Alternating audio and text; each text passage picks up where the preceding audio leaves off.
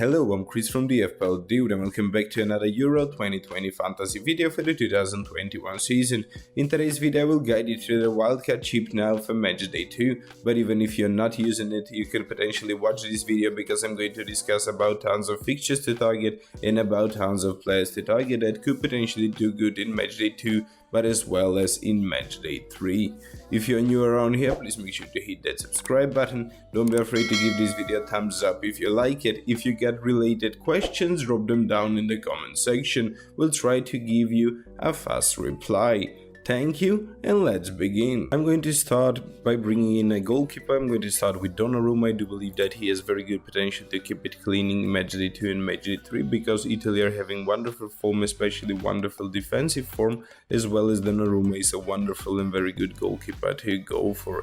He costs 5.5 millions, so I'm going to go for him to be my number one goalkeeper, but just in case if he does not perform good or something bad happen with Italy, get perhaps injured or something similar, I just want to have another strong goalkeeper to own there on the bench. The second one is Olsen. He plays for Sweden. Sweden have just earned clean sheet against Spain in Matchday 1, as I do believe that that was their toughest opposition. Now in the group stages, I believe that Sweden are a very good and strong defensive team that you could potentially target. This is the main reason I go for Olsen, as well as they do have very good fixtures. They play against Slovakia and against Poland. Poland are not that good offensively. Lewandowski has not been performing for Poland as he is performing for Bayern Munich. Next up we got a defenders. The first one that I'm going to bring into my team is going to be Dumfries. He costs 5.5 millions. I do believe that he's very good defender to go for as he plays for very informed Netherlands team. They do have one of those easiest upcoming fixtures as well. They play against Austria now in Matchday 2, then it's Macedonia in Matchday 3. As I've said, he costs 5.5 millions and he plays at a fullback position, so he does not offer us only clean sheet potential, but he does offer us attacking return potential as well. The next player that I'm going to bring into my team now is going to be the Spanish defender Torres. I do believe that he has very good potential to do good, as well as his price is very good. He costs only 4.5 millions. Now guys, you could potentially go for him as he's very cheap way into that Spanish defense. Spain has played against Sweden now in Matchday 1, they kept it clean. They could potentially keep it clean against Poland and against Slovakia as well, because they do seem to have one of those easiest defensive upcoming fixtures. The next player that I'm going to bring into my team, it is going to be the defender playing for Ukraine, Karavayev. He costs 5 millions. He's playing at a fullback position. Now if you could potentially find a way to bring in Zinchenko and still have very strong team, that's something that you could potentially do, but I still believe that Karavayev is a very good player to go for, mainly because Ukraine has very good fixtures. They play against Macedonia now in Matchday 2, then it's Austria in Matchday 3, so they do have some clean sheet potential in both of them, as well as Karavayev has some attacking return potential. The next defender that I'm going to bring in is going to be the French defender Pavard. He's fullback as well. He costs 6 millions guys, so he's going to be the most expensive defender that I'm going to bring into my team, but I believe he's worth it as he plays against Hungary now in Matchday 2, so he does have very good clean sheet potential because he plays for a very strong and informed French team, but he does have attacking return potential as well as all of these other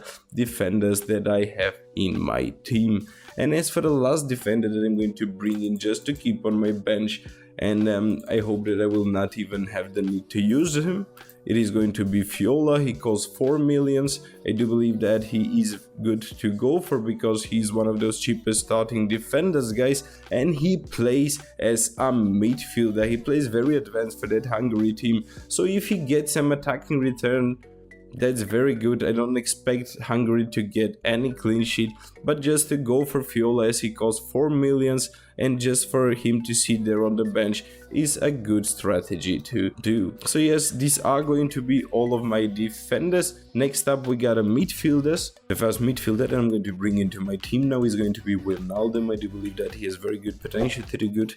Now as I've said, Netherlands has very good upcoming fixtures. It was Austria in Matchday 2 and Macedonia in Matchday 3, so I do believe they will be able to push very high, and Wijnaldum is going to be able to get involved in some goals that is. He is not impressive impressed for Liverpool that much this season, but he has most certainly been impressive for Netherlands. The next player that I'm going to bring into my team is going to be the midfielder playing for Turkey, that is Yazici. He costs only 5.5 millions, as I do believe that he is very good differential to go for, because he has been involved in 20 goals this season, guys. So 5.5 millions midfielder that has been involved in 20 goals this season is something to go for. As for the last two starter spots, I'm going to use them for two Italian players. The first one is Berardi. I do believe that he did very good for Italy in Matchday 1, and I do believe that he's going to continue to impress. As for the next player that I'm going to bring into this team is going to be Insigne.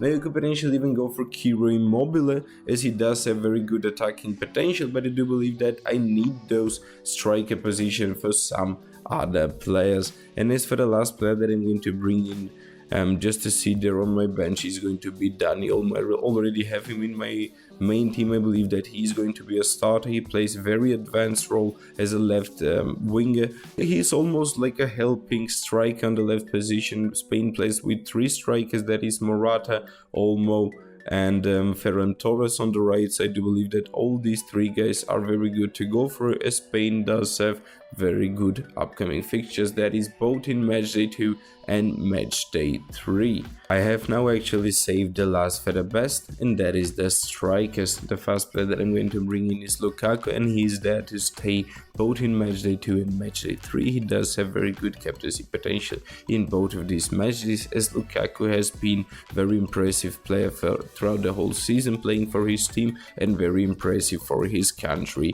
as well. Belgium are having a very difficult fixtures against Denmark away now in Matchday 2, but they play against Finland away in Matchday 3, where they expect Lukaku to do wonders. And I do not want to waste so many transfers, I just want to go for Lukaku to stay there through both of those fixtures. The next player that I'm going to bring in is going to be a Ukrainian striker, and that is Yaremchuk. He costs 7 millions. I do believe that he has very good potential to do good, as I already mentioned him in few of my videos that I recommend him as very good, cheap, good player to go for. That is having very good potential, because he did have very good seasonal form, guys, and he has been impressive for Ukraine as well. So Yaremchuk is a very good player to go for, mainly because he is very in form and because he does have very good upcoming fixtures. Matchday 2 is against Macedonia and Matchday 3 is against Austria. As for the last striker that I'm going to bring into my team, it is going to be the French player playing for Barcelona, Griezmann. Now guys, if you could potentially find the money to go for Mbappe, that is up to you to do it, but I still do believe that Griezmann could potentially surprise us and do well as he costs 1 million less than Mbappe.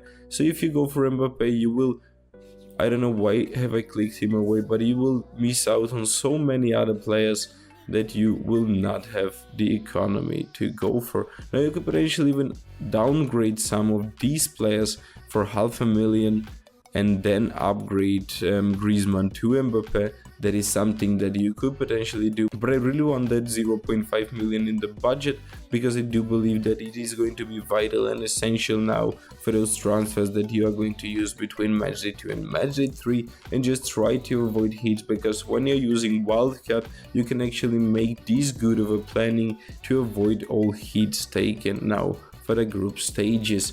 Guys, if you like this team, if you think this video was of any help, please do give it a thumbs up. Don't forget to subscribe if that is something you have not done already. Thank you for watching, and see you next time, all the time.